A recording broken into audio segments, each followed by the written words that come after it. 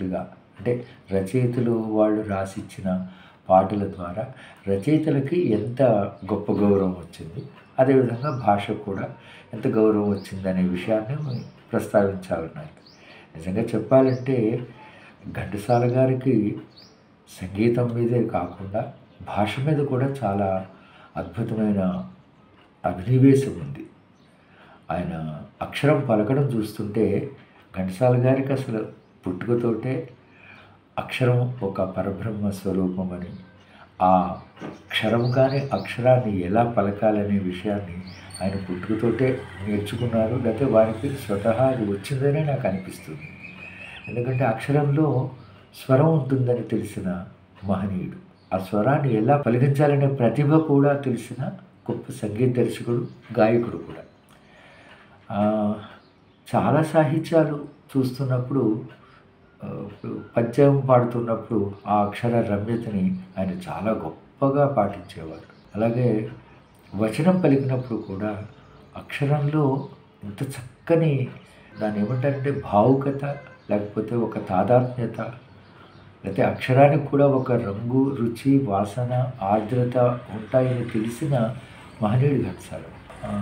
వచనం గురించి మాట్లాడుతున్నప్పుడు మనందరికీ తెలుసు పుష్ప విలాపం కానీ మన కుంతి విలాపం కానీ తీసుకున్నప్పుడు ఆ వచనాన్ని వాళ్ళు ఘంటసాల గారు మాట్లాడుతున్నప్పుడు ఒక్కొక్క అక్షరంలోనూ నాకు తెలిసి ఏమనిపిస్తుందంటే స్వరం ఆల్రెడీ ఉందని తెలుసు. ఆ స్వరం అనే తేనెని తీసుకుని ఆ అక్షరం అనే పువ్వులలో మళ్ళీ తన గాత్రం ద్వారా పెట్టి మనకు అందించారనిపిస్తుంది. అంతటి సున్నితమైన విషయాన్ని ఘంటసాల గారు చాలా అవలీలగా తీసుకుని ఆకళింపు చేసుకుని ఆయన పాడిన ప్రతి పాట అలాగే ఉంటుంది, ప్రతి పద్యము అలాగే ఉంటుంది. ఎవరెవరు ఎలా మాట్లాడారో నిన్న జూమ్ మీటింగ్లో నాకు వినడానికి కుదరలేదు.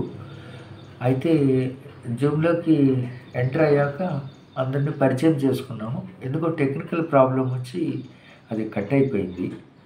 సరే, తర్వాత సూర్యప్రకాష్ గారు ఏమన్నారంటే మీరు సపరేట్ ఇలా వీడియో చేసి పంపించేసేయండి అన్నారు. ఎవరెవరు ఏం మాట్లాడారో నేను వినలేదు కాబట్టి ఎక్కడైనా పునశ్చరణ జరగచ్చు.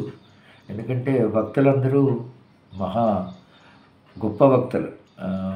నెక్స్ట్ ఉపనిషత్ సారాంశం ప్రకారం ప్రతి వ్యక్తి అంటే భగవంతుడిని ఇలా కోరుకోవాలి అని చెప్పి ఉపనిషత్ వాక్యం ఒకటి ఉంది.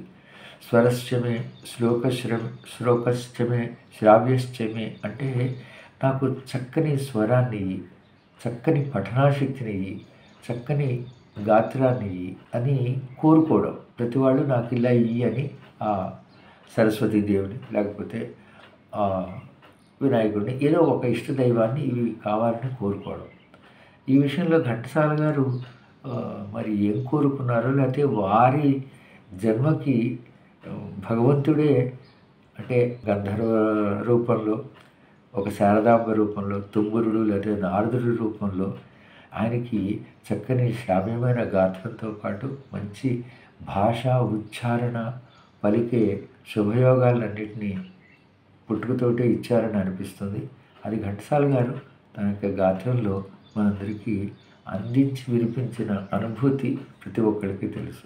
మరి ఘంటసాల గారు చదువుకున్న విద్య ప్రస్తుతం చదువుకున్న విద్యలతో పోల్చడం చాలా తక్కువగా చదువుకున్నారు. ఆయన ఎక్కువ పాఠశాల వరకే చదువుకున్నారు. కానీ తెలుగు భాష మీద ఘంటసాల గారికి ఉన్న పరిజ్ఞానం ఎంత అన్నది ఎన్నిసార్లు చెప్పినా అది తక్కువే అవుతుంది.